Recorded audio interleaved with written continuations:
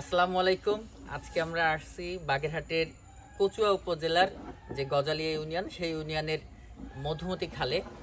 তো এটা মধুমতি নদীর একটি উপশাখা খাল বলা যায়, একেবারে খালের ভেতরে। খুবই চমৎকার একটি পরিবেশ।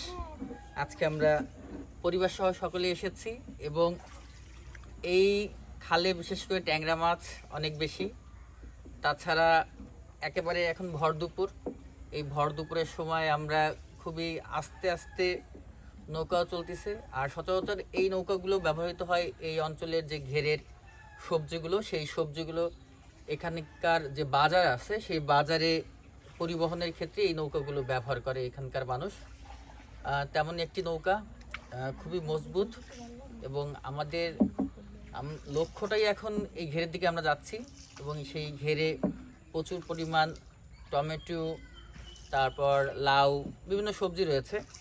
তো আমাদের এই যে ছোট যে খালটি, সেই খালের পাশে দেখা যাচ্ছে প্রত্যেকটা বাড়ির পেছন সাইড এটা, এখানকার মানুষ এই খালে গোসল করে, মাছ ধরে। তারপর এখানকার মানুষের জীবনযাত্রার সঙ্গে এই খালটি কিন্তু ওতপ্রোতভাবে মিশে আছে এবং খুবই চমৎকার একটি পরিবেশ। আমরা প্রতিটি বাড়ির পাশ থেকেই যাচ্ছি, বাড়ির মানুষও তাদের সাথে দেখা হচ্ছে এবং পাশেই কিন্তু রাস্তা রয়েছে। খুবই চমৎকার একটা পরিবেশ। আর আমাদের সাথে এখানে তামিম আছে, সামনে যাবো এখানে, তামিম আসছে এখানে। তারপরে রাফিও আছে, এই পাশে এসো, এই পাশে যাবো শুধু। তামিম আর রাফি আজকে সকালবেলা অনেক মাছ ধরছে। আগে আমরা রাফির কাছে শুনি। রাফি, কেমন লাগতেছে? এইখানে কি আর আসছো এর আগে নৌকায়? তাই? আর আজকে সকালে কি কি মাছ ধরছো বলো? সকালে গুঁড়ো মাছ, হ্যাঁ, তারপর চিংড়ি মাছ, আর পুঁটি মাছ, আর বাইলে তেলাপিয়া মাছ, বাইলি মাছ। বাইলে মাছ। আর তামিম, তোমার কেমন লাগতেছে বেড়াইতে এসে? খুবই ভালো। খুবই ভালো। কি কি করলা বলো তো একটু? আমরা মাছ ধরছি, তারপরে নৌকায় করতেছি, ঘুরতেছি, আচ্ছা, আর অনেক কিছু। বিশেষ করে একটু যদি দেখাই, প্রত্যেকটা বাড়িতেই কিন্তু এখানে ছোট ছোট নৌকা আছে এবং অধিকাংশ বাড়িতেই মানুষ এখানে হাঁস পালন করেন। পাশাপাশি প্রত্যেকটা বাড়িতে গরু, এবং খুবই চমৎকার লাগতেছে। তোমা বলো বাবা। আর খালু দীর্ঘদিন পর আজকে নৌকা চালাচ্ছে এবং নৌকার যে রিভিউ 10-এ 10, খুবই চমৎকার ভাবে নৌকা চালাচ্ছে। আর রবিউলও খুব ভালো নৌকা চালায়। আমরা একেবারে ঘেরের দিকে গেলে আরো চমৎকার পরিবেশ দেখা যাবে।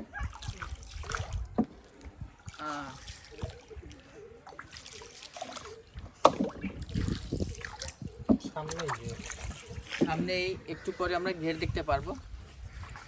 এখন আবিহা কোল থেকে নাইমে গেছে। আর প্রত্যেকটা এই খালের মধ্যে থেকে চিকন চিকন যে ব্যার, সেই ব্যারের মধ্যে ছোট ছোট নৌকা গুলো কিন্তু ব্যারের ভিতরে যাইতে পারে।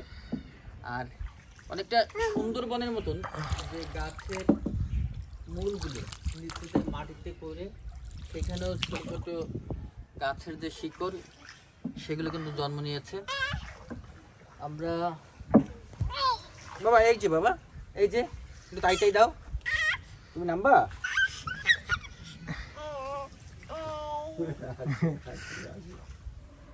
ঠিক আছে, এরপরে আমরা আবার খালে, আচ্ছা ঘের চলে আসছে, আমরা একেবারে ঘেরটা দেখাই। তাহলে খুবই চমৎকার একটা পরিবেশ। উপরে দেখি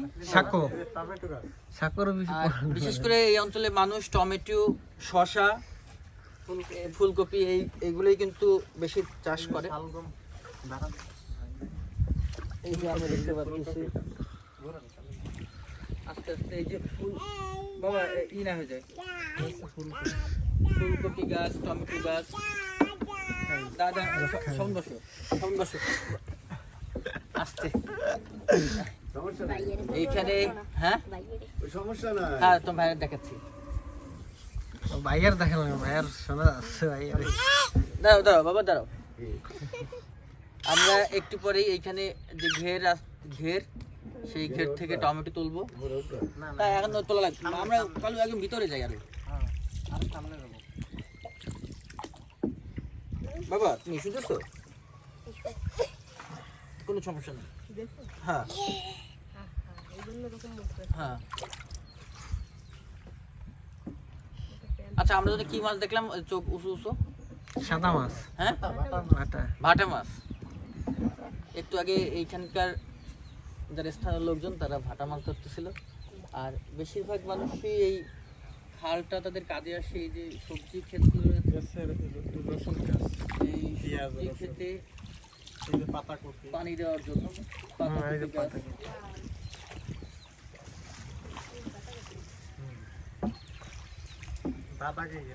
এখন কি ভাটা নাকি জোয়ার? ও পানি মাত্রাই উঠতেছে। ঠিক আছে, আমরা আবার পরবর্তীতে ভিডিওতে আসলে আপনাদেরকে দেখাবো। তো আজকে মতন বিদায় নিচ্ছি, আল্লাহ হাফেজ।